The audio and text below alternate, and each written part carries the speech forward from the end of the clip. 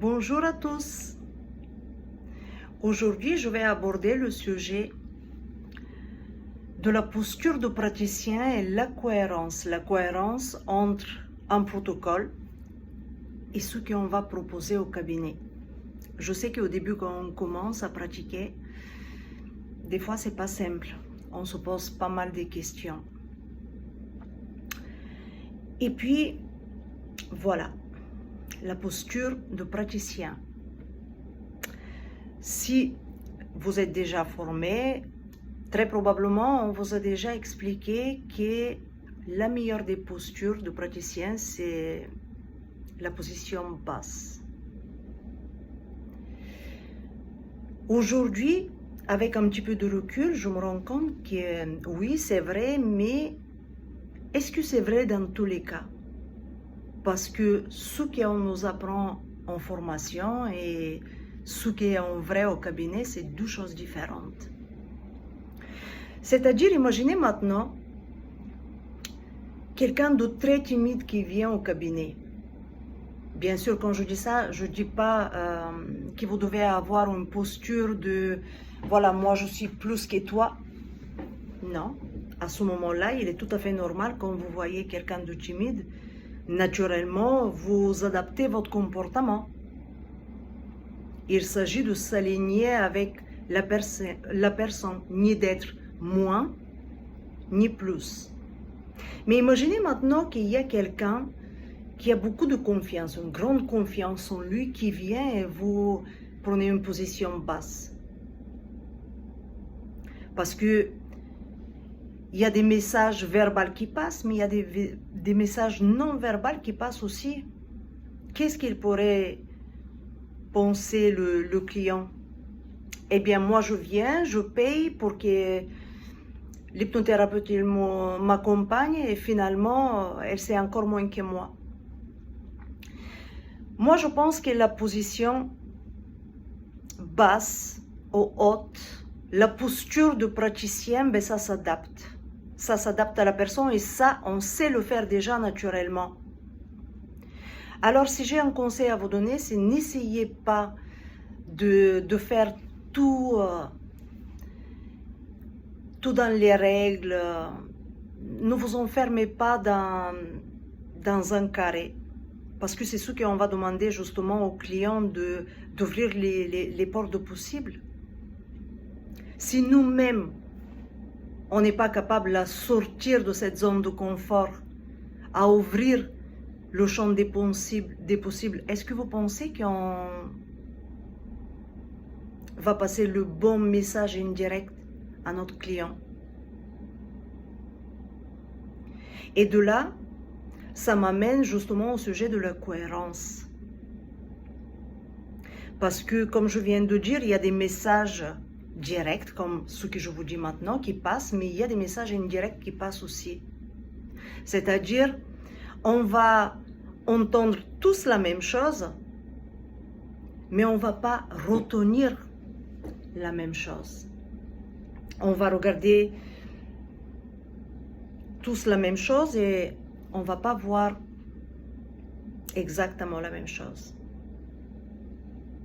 Bah oui, parce qu'il y a ce qu'on dit,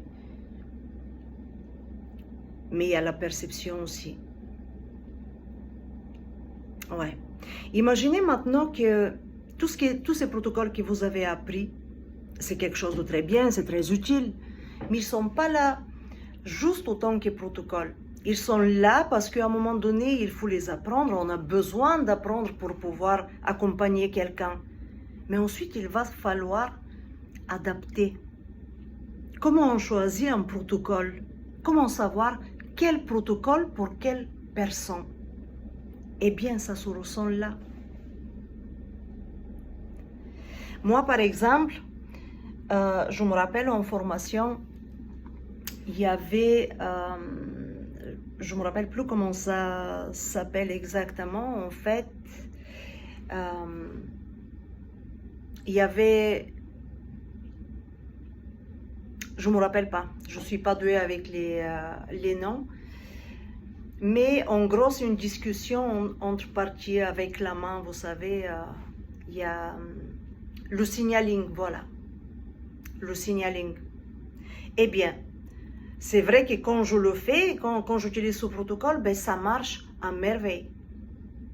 Ça marche truc de fou.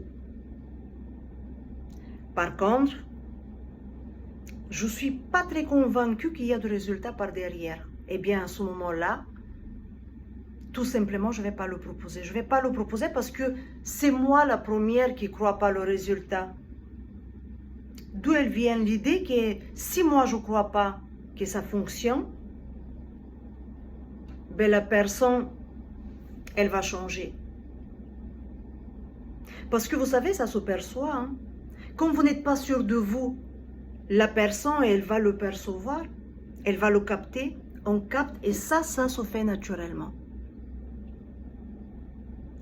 Alors, là, si j'ai un conseil à vous donner, c'est faites-vous confiance. Vous avez appris maintenant les protocoles, commencez à les utiliser. Et puis, testez. Vous n'êtes pas obligé de convaincre tout le monde, vous n'êtes pas obligé d'être aimé par tout le monde, comme vous n'aimez pas tout le monde. Et c'est OK. Si vous connaissez un outil, si vous êtes complètement d'accord avec cet outil, alors proposez-le. Je pense qu'il y a beaucoup plus de chances que ça fonctionne quand vous y croyez vous-même. Ouais. Bien, si vous avez une question, vous pouvez me mettre en commentaire.